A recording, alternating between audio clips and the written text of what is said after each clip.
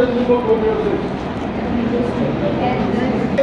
Accumulation of the particulate matter, the particles into the lungs वो तो certain diseases करती है, जो ऑक्यूपेशनल डिजीजेस करती है, उसको हम कलेक्टिवली हम उसको अगर बोले तो उसको हम न्यूमोकोनियोसिस बोल सकते हैं.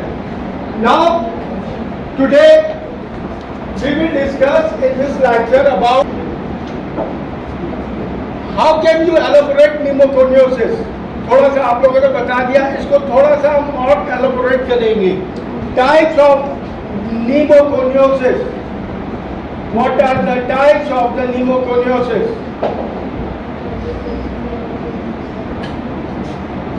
How the dust particle enters into the lung. How the dust particle enters into the lung. Characteristics of the pneumoconiosis. How can you define silicosis? अब इसकी जो different diseases हैं, ऑक्यूपेशनल हैजर्ड जो है, ऑक्यूपेशनल हैजर्ड की वजह से जो डिजीजेज है उसमें एक सिलिकोसिस होता है. Then we will discuss about the preventive measures of the silicosis, कि सिलिकोसिस को हम उसके प्रिवेंट कैसे कर सकते हैं.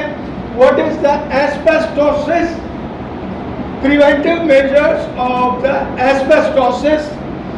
What is anthracosis. What is anthracosis? General and medical measures to avoid pneumoconiosis. General and medical measures कौन से होते हैं जिससे हम अवॉइड कर सकते हैं न्यूमोकोनियोसिस को.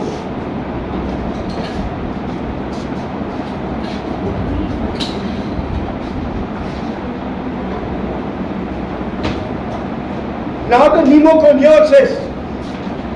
Pneumon is the lung and conus is the dust. Dust in the lungs is supposed to set pneumoconiosis.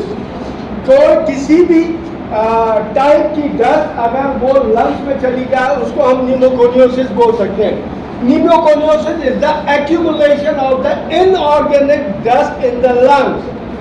Inorganic dust in the lungs followed by the non-neoplastic tissues which is rolled and folded at the area of the fibrous adhesions between the parietal and visceral pleura. Parietal और visceral pleura के दरमियान जो adhesions होती हैं, जो role होकर उससे adhesions चिपक जाती हैं, वो उसको हम बोलते हैं non-neoplastic adhesions या non-neoplastic tissues. तो इनकी वजह से एक तो इनऑर्गेनिक डस्ट की वजह से जो लंग्स में एक्यूमुलेट होती है इसको हम न्यूमोकोनियोसिस बोलते हैं. With the non neoplastics is rolled and folded at the area of the fibrous adhesions between the parietal and the visceral pleura. वहाँ जो adhesions इसकी जमा होती है इसको कलेक्टिवली हम इसको न्यूमोकोनियोसिस बोलते हैं. Now this is a pinkish और healthy lung, और ये टोबैको या स्मोकर लंग है. Smoker lung blackish in colour और failure to resolve the inflammation, chronic inflammation, इसमें क्रॉनिक इन्फ्लेमेशन होती है. Now pneumoconiosis, important dust diseases are silicosis, anthracosis, bisonosis, bagasosis, asbestosis, farmer's lung and occupational asthma. इसमें जो collectively हम pneumoconiosis जिसको हम बोलते हैं उसमें जो डिजीजेज आती है सिलिकोसिस है, एंथ्राकोसिस है, बाइसोनोसिस है, बैगासोसिस है, एस्बेस्टोसिस है, farmer lung and occupational ESMA. How the dust enters into the lung? How the dust enters into the lungs? Particulate matter enter our respiratory lung system through the nose and throat. Inhalation injury है. It is supposed to cause, के जिसको हम बोलते हैं कि inhalation injury है, कि वो lungs से लंग्स में जो है बाय थ्रोट, नोज और जो है ना थ्रोट के वो लंग्स में चली जाती हैं। The largest particulate matter more than 10 millimetre, more than 10 millimetre जो लार्जर पार्टिकुलेट मैटर है वो एक्सहेल हो जाते हैं कफिंग से, स्नीजिंग से या स्वॉलोइंग से। कफिंग या स्नीजिंग या स्वॉलोइंग से वो एक्सपेल आउट हो जाते हैं। बट जो स्मॉलर पार्टिकुलेट मैटर है लेस देन 3 मिलीमीटर, 2.5 या 3 मिलीमीटर, वो लंग्स की लाइनिंग में, एल्वियोलाई की लाइनिंग में या ब्रोंकस की लाइनिंग में एक्यूमुलेट हो जाते हैं, accumulate हो जाते हैं। It can travel all the way the alveoli causing the lung and heart problems by delivering harmful chemicals through the blood stream। और ये harmful chemicals blood stream में deliver करने के बाद ये harmful हो जाते हैं और it can cause pneumoconiosis। Particulate matters enters into the respiratory system, nose से, फिर larger up to the 10 millimetre जो है वो एक्सपेल आउट हो जाते हैं स्नीजिंग से, स्वॉलोइंग से, कफिंग से। और जो 2.5 या 3 मिलीमीटर के होते हैं वो एंटर हो जाते हैं लंग्स के एल्वियोलाई में या ब्रोंकस में, कहीं पे भी ये एक्यूमुलेट होना शुरू हो जाते हैं।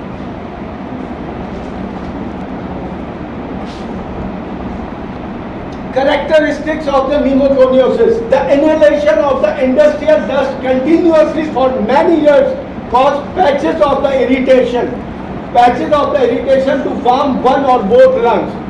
ये patches काफी अरसे तक अगर हम inhalation इंजरी बर्दाश्त करते रहे किसी भी फैक्ट्री से या किसी भी जगह पर, वहाँ बैठकर इनहेलेशन इंजरी हम बर्दाश्त करते रहे जो कि किसी एक लंग में या बोथ लंग में हो सकती है। The result is the formation of the scar tissue making the lungs less flexible and porous.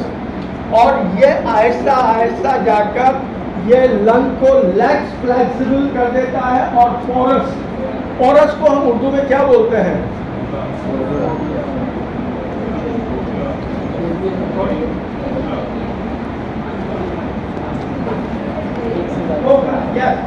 Porous, खोखला, लेस फ्लेक्सिबल और इसको खोखला कर देती है लंग के पैरेन्काइमा को।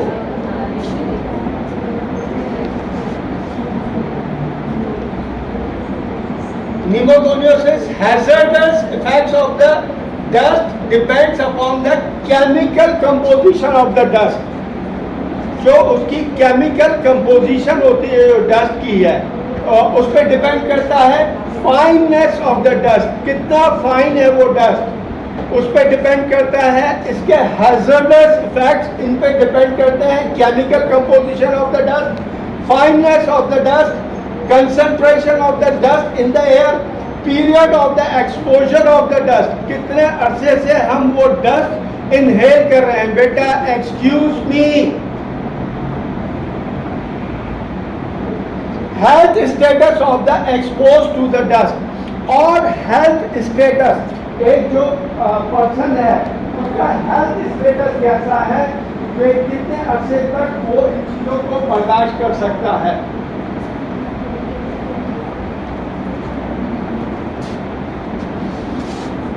Pneumoconiosis, size of the dust range from 0.5 to 3 microns।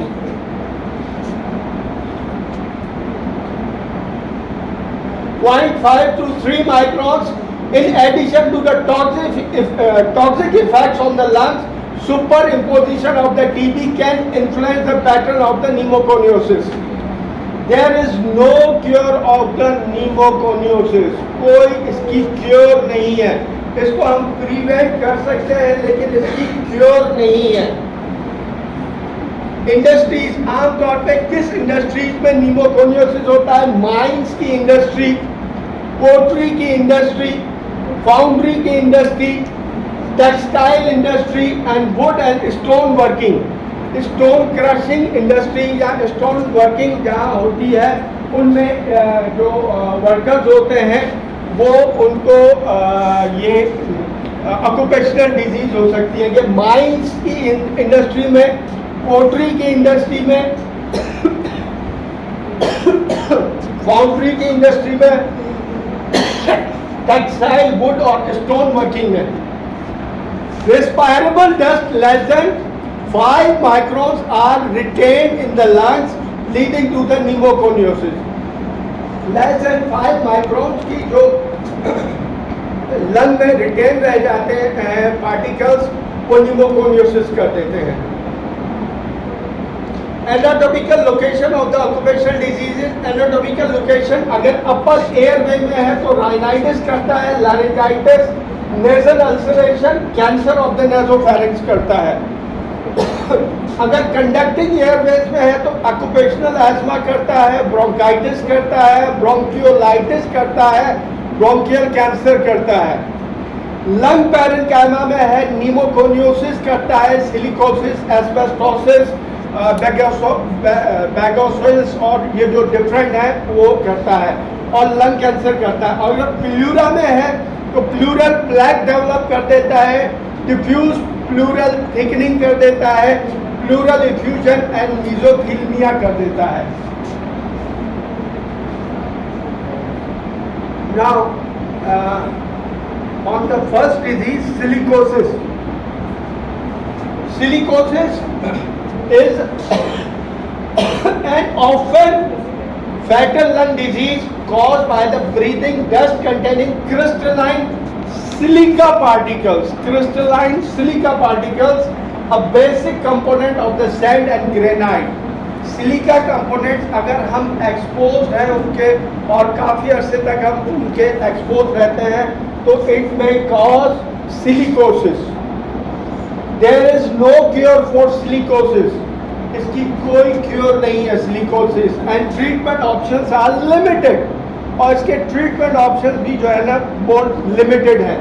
However, the condition can be prevented if measures are taken to reduce the exposure, और वो क्या मेजर्स हैं? Silicosis comes from the working dusty condition. It damages the air sacs in our lungs. Air sacs जो हमारे lungs में है उसको damage करता है। Workers with the silicosis may cough and feel tired. And X-ray is the best test of the silicosis. X-ray chest is the best test for the silicosis to diagnose silicosis. Sign and symptoms: shortness of breath होता है, fever होता है, bluish skin at the earlobes and the lips. Bluish skin at the earlobes and the lips. As the disease progresses, as the disease अगर progress करती रहे,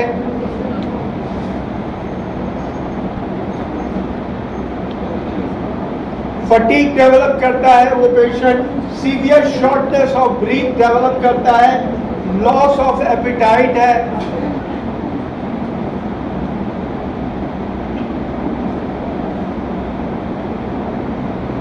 chest pain करता है, और रिस्पिरेटरी फेलियर लास्ट में उसको रिस्पिरेटरी फेलियर की वजह से उसकी मॉर्बिडिटी या मोर्टेलिटी होती है।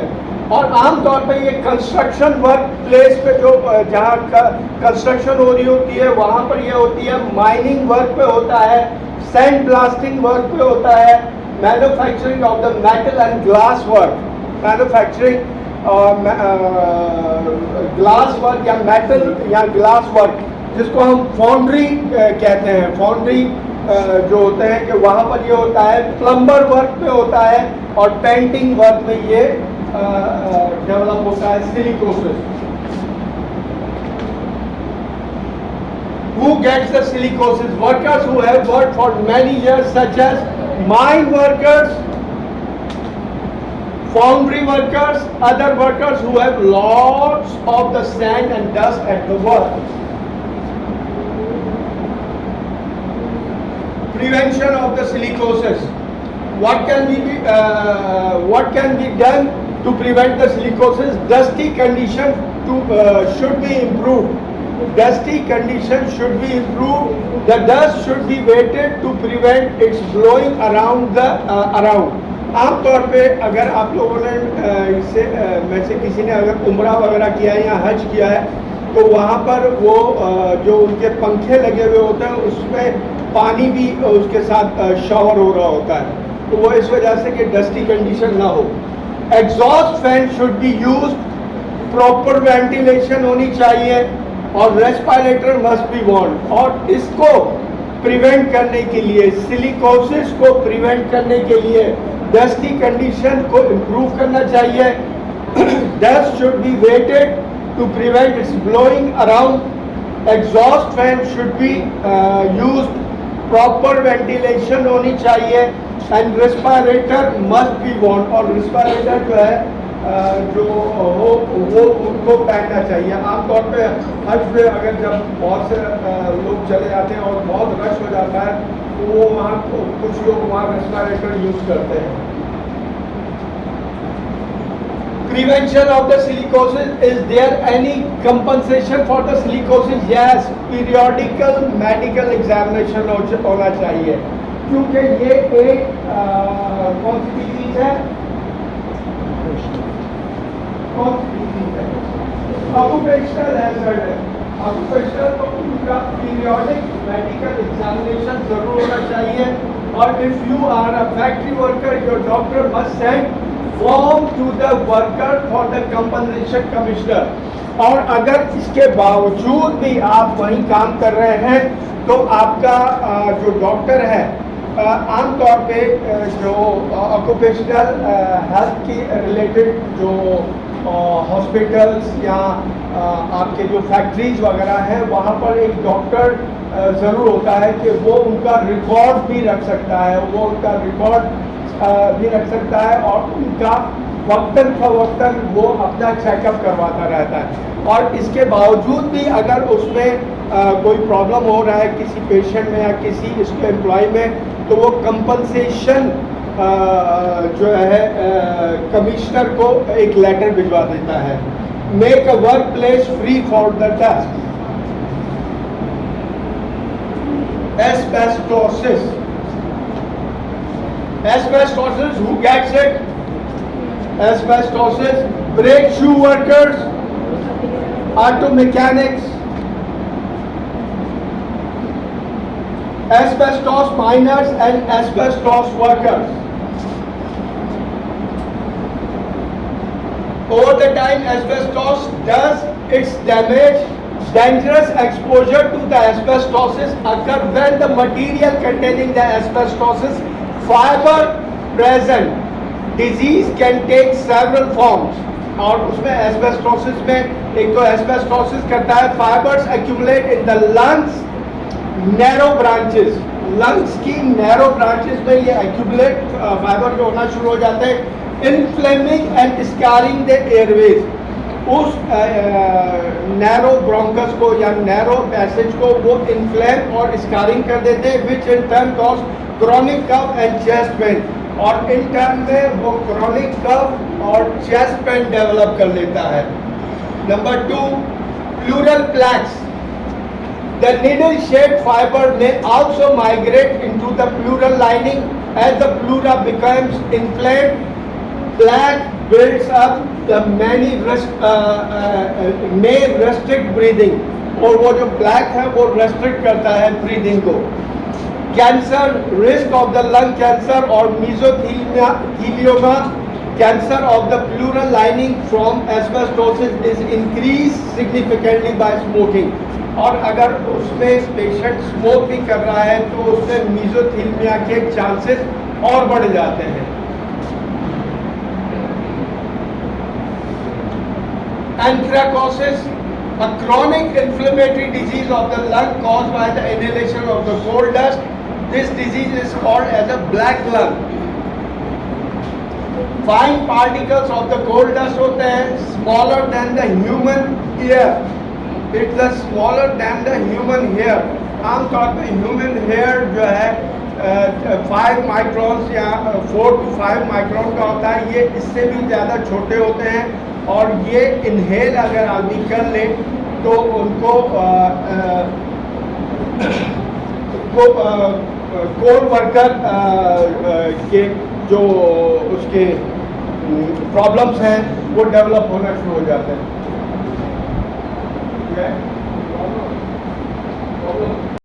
Carried out through the wind, less than 10 particulate matter remains in the air for several days and can cause the respiratory problems, can cause the lung and heart problems. Particulate matter, 10 particulate matter stuck in the respiratory system and can cause the cough, asthma and the bronchitis. Particulate matter less than 2.5 lodges in the lungs and blood, so causes the multiple health problems.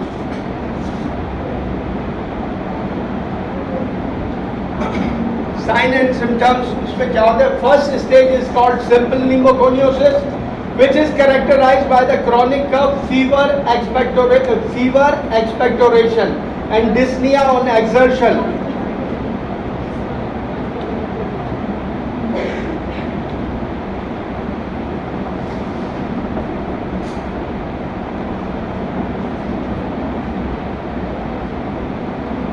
This is associated with a little ventilation impairment. This state will develop after 10 to 12 years for the exposure of the anthracosis. Second stage is called progressive massive fibrosis. It is irreversible. And continues even after the cessation of the exposure. Prognosis is not good. एंथ्रोकॉसिस की prognosis इतनी अच्छी नहीं है. Core worker pneumoconiosis. Cold worker pneumoconiosis referred to a black lung disease is caused a long exposure of the coal dust. It is common affliction of the coal miners and others who work with the coal.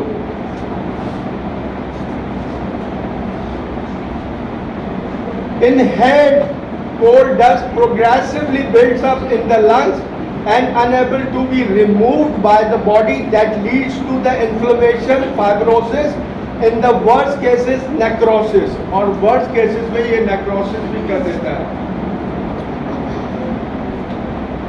Prevention of the occupational lung disease, medical prevention होती है, engineering prevention होती है, legislative और statutory prevention होती है.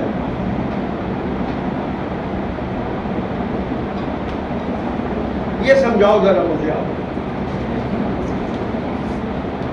मेरा एक mind set में अपने माइंड से वो कर, तो वो फिर मैं आपको कोशिश करता हूँ कि वो मैं आपको दे दूँ, ठीक है. लेकिन वो जो है ना, उन्होंने बहुत अच्छे तरीके से यही कहा कि एक प्लेस से सर्विलेंस में, सर्विलेंस जब होता है तो एक जगह पर जहाँ जो चीज़ डेवलप हो रही है उसको मॉनिटर किया जाता है. मॉनिटर करके उसका रेशो निकाला जाता है. रेशो निकालने के बाद उसको ये देखा जाता है कि किन लोगों में ये ज़्यादा चीज़ डेवलप हो रही है, और फिर उन लोगों को प्रिवेंटिव मेजर्स हम प्रोवाइड करते हैं. तो this is the occupational health safety network में इस तरीके से होता है कि हमारा जो सर्विलेंस सिस्टम है, सर्विलेंस सिस्टम जो है ना, उसको हमें स्ट्रॉन्ग करना होता है. और सर्विलेंस सिस्टम हमारा तब स्ट्रॉन्ग हो सकता है, दो उसमें फैक्टर्स हैं. एक तो हम एजुकेटेड हो, और दूसरा कम अज कम हमें थोड़ा बहुत मेडिकल एजुकेशन हो. एजुकेशन हो सबसे पहले कि हमें अगर चीज़ की एजुकेशन का अंदाज़ा ही नहीं है, एजुकेशन की अहमियत का अंदाज़ा ही नहीं है, तो बाकी तीन चीज़ों का हम अंदाज़ा कर सकते हैं. और उसके साथ साथ अगर मेडिकली कोई एजुकेटेड हो तो वो हमें गाइड कर सकता है.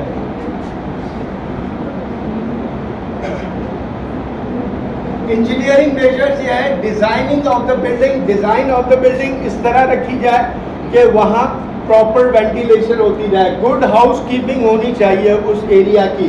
जनरल वेंटिलेशन होनी चाहिए, मैकेनाइजेशन होनी चाहिए, सब्स्टिट्यूशन होनी चाहिए. अगर कोई एक आपके पास पेशेंट है या कोई एक आपका वर्कर है और वो उसको कोई बीमार हो जाता है, उसके सब्स्टिट्यूट में कोई और चीज़ होनी चाहिए, कोई और पर्सन या कोई और तरीका होना चाहिए. डस्ट रिस्ट्रिक्शन होनी चाहिए, लोकल एग्जॉस्ट वेंटिलेशन होना चाहिए, प्रोटेक्टिव डिवाइसेस जिसे हमने कहा रेस्पिरेटर वगैरह वो हमारे पास होना चाहिए, इन्वायरमेंटल मॉनिटरिंग होनी चाहिए कि इन्वायरमेंट में तो इतनी ज़्यादा पोल्यूशन तो नहीं है, स्टैटिकल मॉनिटरिंग होनी चाहिए और उस पर रिसर्च ज़रूर होनी चाहिए। Good housekeeping, it is essential for the control of the occupational hazards, covers general cleanliness, ventilation, light washing, food arrangement and general maintenance. Walls and ceilings passage to be whitewashed annually.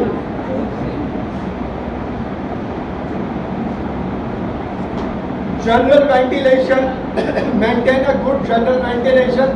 Ventilation opening should be 5 square feet per worker.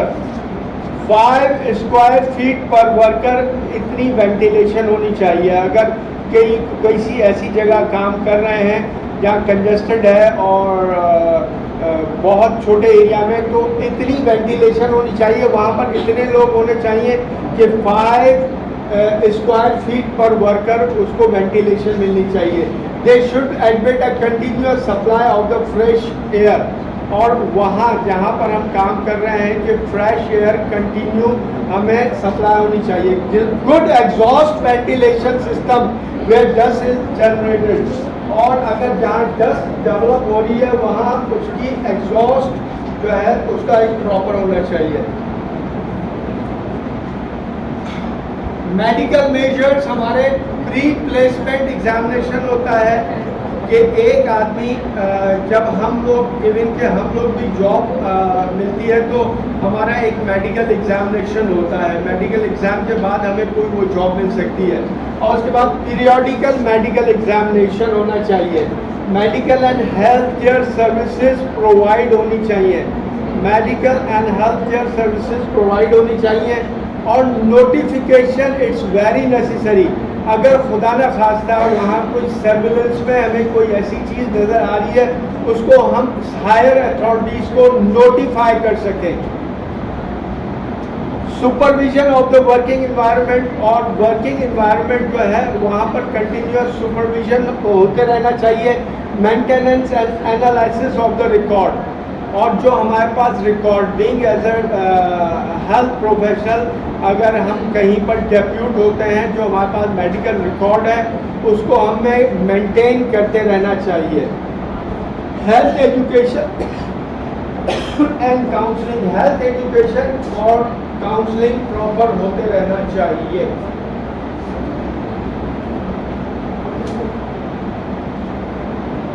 Dust control, inhalation prevention is the most effective measures to avoid the dust hazard. Technology innovation होनी चाहिए, wet processing होनी चाहिए, close dust source tightly, ventilation to eliminate dust, और इतनी ventilation होनी चाहिए कि हम एलिमिनेट कर सकें डस्ट को। This is the whole